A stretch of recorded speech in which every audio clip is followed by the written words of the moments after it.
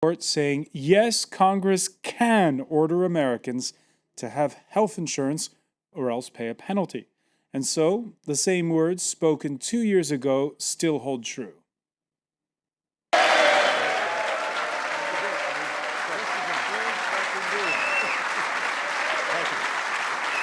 Thank you, everybody. Obamacare stands, and one of the surprises of this landmark was the Chief Justice, John Roberts, a staunch conservative up to now, siding with the moderate camp.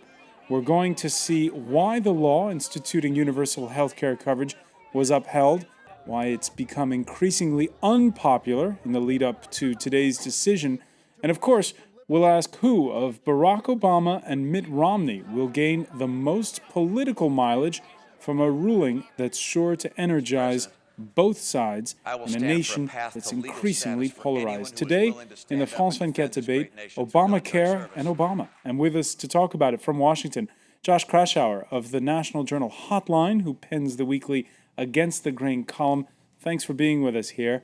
And let's thanks here in our studio French health economist Jean-Jacques Zambrovski, who teaches at Paris's Sorbonne Descartes University, and who has been part of a group advising the U.S. Health Department on how to implement national health coverage. Thank you for being with us.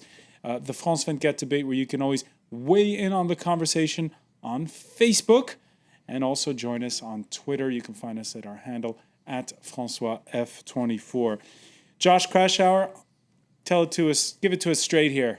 Were you surprised that the Supreme Court upheld Obamacare?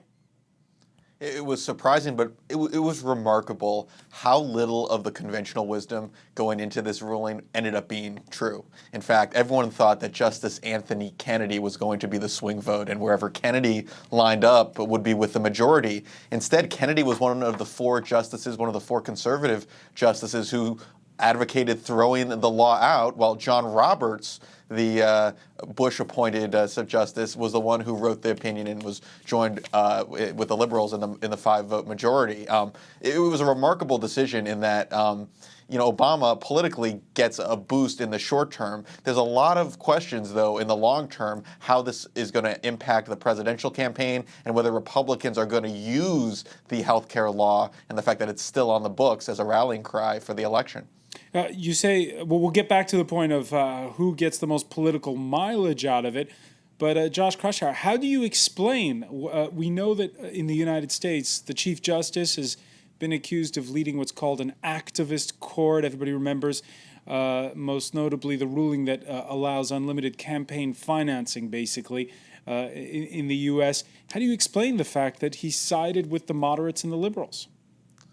I think there's a genuinely small c conservative mentality that John Roberts adopted, in that I think he realized that if he ruled to overturn the health care law, it would be the court would certainly be viewed in a much more political manner. And if you read through the whole decision, he didn't embrace the law on a policy level, but he embraced the fact that it was a tax. He didn't agree with the Obama campaign, the Obama administration's political branding of the law, and he said it was a tax.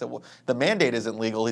But he said there was a tax. It should be considered a tax, and that was what was constitutional. I think he's actually setting up the court for future rulings that might actually constrain federal power. But on the narrow reading of whether this law itself was constitutional, he ruled in favor and ruled with the liberals. But I think it's important to understand that I think he was very, very concerned about how this was going to be received politically. And this was a very political decision as much as it was a judicial one. Jean-Jacques Zambrovski, you were in the U.S. a couple of weeks ago. You were saying before we went on air, the people you were speaking with were not braced for this decision, were they? No, they really expected that, unfortunately, to their point of view, the decision might be just the opposite. And I believe that they've been quite surprised a couple of hours ago when the decision came out. The story is they were, of course, supporting the idea that those 30 or 40 million of people who have no insurance ought to get something. But the decision that has been taken to force people to buy an insurance from somebody was somehow surprising, half liberal, half, let's say, social. And of course, everybody knows, and they said very firmly that even the insurance companies have been spending quite huge amounts of money to dissuade the Supreme Court and the opinion against this new regulation. As well, a lot of money has been spent by the Republican Party. It is said something like $250 million against this policy, the idea being that it is illegal to force someone to buy something. As well, the law now says that some states will have to extend the benefit of Medicare and Medicaid to low-income families. And the fact that the federal level forces some state government or state authorities to pay for something is something quite unusual. And they were expecting another issue. And again, I believe they were quite happy and surprised this evening. All right, so surprises all around. The President of the United States possibly surprised as well. He spoke a short while ago from the White House. Here in America, in the wealthiest nation on earth, no illness or accident should lead to any family's financial ruin. Whatever the politics, today's decision was a victory for people all over this country whose lives will be more secure because of this law and the Supreme Court's decision to uphold it. You were saying, Josh Kraushaar, that this could only be short-term mileage for Barack Obama. Why is that? To campaign on the healthcare law. In the United States, almost every public poll shows majorities of Americans do not view the law favorably. And on the right, the folks who are most opposed to it are very energized to vote and vote for Mitt Romney. So this is not an issue that's a political winner. And already within minutes of the Supreme Court ruling, you saw congressional Republican leaders, later you saw Mitt Romney making the case that a vote for, if you want to see Obamacare overturned, you have to vote out Obama. And it's going to be a rallying cry for Republicans heading into the November elections. Now, the big question, Romney has his own inconsistencies when it comes to health care. He, after all, passed a law in Massachusetts that had an individual mandate, which the court ruled that on a federal level was questionable, was unconstitutional. But I think you're going to see Republicans all across the ballot, from Mitt Romney to the Senate and House candidates, really run along with the economy. They're going to use the healthcare law as an example. They're going to try to attack Democrats and President Obama as using it as an example of government overreach and of too much spending at a time when there's a lot of concern about deficits and big government. You say that the Republican base is galvanized over this issue. Is not this the kind of ruling that can spark the left to be a little bit more proactive in supporting Barack Obama? To be honest, I think the sounds you're hearing from the left are more of relief than genuine.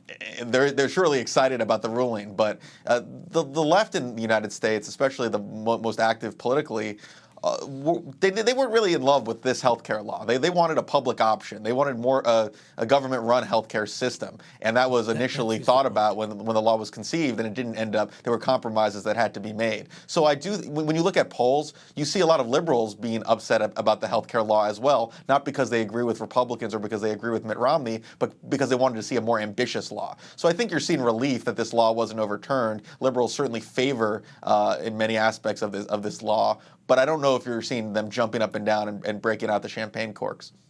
All right, relief, but little more. Again, just to give you an idea of just how momentous it is, one of the analysts who runs one of the big blogs devoted to the healthcare issue described just ahead of the ruling just how important it was going to be.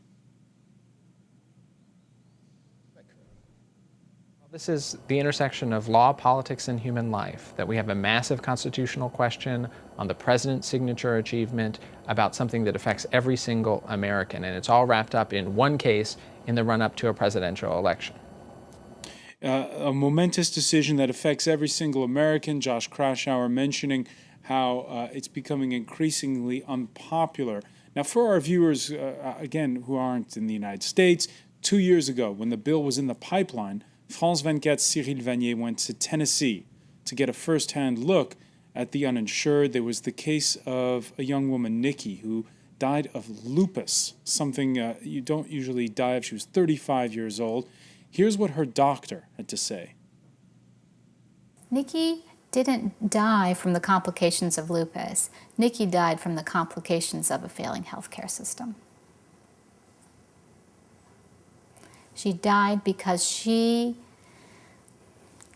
didn't have access and affordability to the medical care that she needed when she needed it. And here's the bit that we here in Europe don't quite understand. That is that according to those opinion polls, and there was one done by Ipsos for Reuters just a few days ago, 56%, there you see it, against Obamacare, 44% for it. Jean-Jacques Zombrowski, I guess you find yourself having to explain to people on both sides of the Atlantic in your conversations why it is that so many people are against being insured. Explain this to us. I'm not sure they are against being insured. I believe that they are more against the obligation to buy themselves an insurance. And as has just been said by our colleague in Washington, D.C., they expected that the government would run kind of an insurance system just on the model we have all over Europe, not only in France, but all over Europe. It has been a long habit for more than a century to have everyone getting equal access to the same level of health care, regardless to how much money you have on your bank account, whether you have an employment or not. And this is very, very old throughout Europe.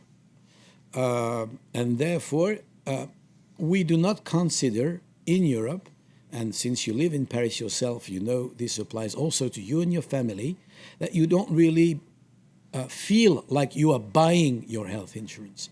Because each month from your salary, a certain percentage goes directly from your employer to the health insurance system, which is governed, controlled, and looked after by the government. And this entitles you to go freely to any doctor, any hospital, any pharmacy, and to not to pay anything.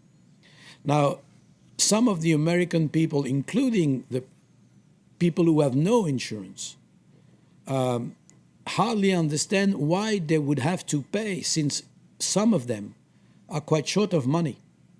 But they cannot benefit from Medicare or Medicaid because they are not within the conditions for applying to one of those two systems. So are you effectively saying that this thing was perhaps packaged wrong, was pitched wrong? I'm not sure that they are really the choice for how the packaging could be made, because the opposition was very, very strong. But again, the correspondent in Washington said something very important about the individual mandate.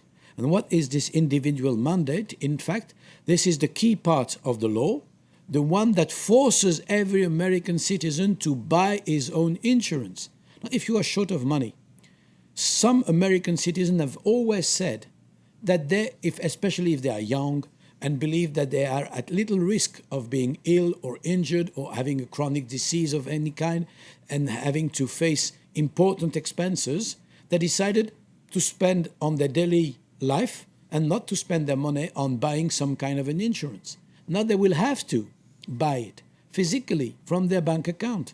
And this is very different than the situation we know in this part of the world, where actually, apart from what you get as a salary, something goes directly to the insurance, but which is not considered by you as a fee. It's just part of your taxes. It's part of the system. It's part of the system. Like the education, like everything comes for free. Actually, someone pays for it. There is no free lunch. Everybody knows that.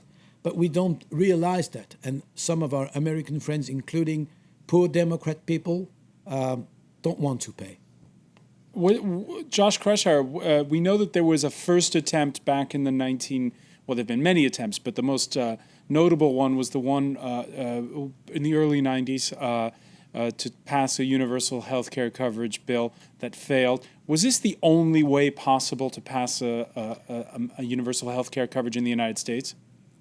It wasn't the only way possible. They could have done it piecemeal in smaller bits of legislation. But I think that goes to the heart of why this legislation, as you were talking about, is unpopular in the United States.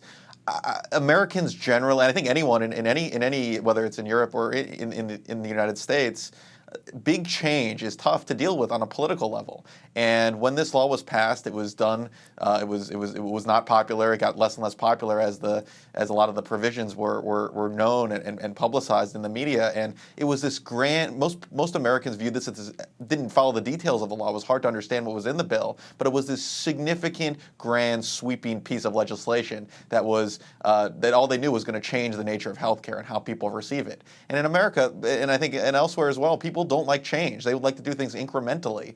And there was also a lot of fear that a lot of the provisions, the big provisions that took place in Obama's healthcare legislation, took place after the election. All these mandates, a lot of the individual systems to help trade and receive insurance, these all took place after the 2012 elections. So there's a lot of suspicion out there among the public as well that, well, why don't they want this law to go into place right away? Why are they waiting till 2013, 2014 for some of the more significant parts of the bill to take place? And then you add the concerns about spending and how big a bill this was and how much it would cost the American public at a time when we're running significant deficits. So when you put that all together, it really raised a level of skepticism that Republicans effectively exploited at the political level. Jean-Jacques Zambrovski? Yes, what we said is absolutely of crucial importance. It has been calculated that the reform would cost to the American government something over $1,000 in the next 10 years, during the next 10 years between now and 2021. $1,000 means $100 billion a year, which is a lot of money. Another thing is, as I said, to force each of the states of the Union to extend the benefit of Medicare to 16 more million people. And of course, this will affect the budget of Medicare for those states. So there is a real money issue. There's also a principle issue, and when we come back, there is an ethical issue. We'll pick up on the issue. And a financial issue. We'll pick up on the ethical issue when we return. This is the France 24 debate.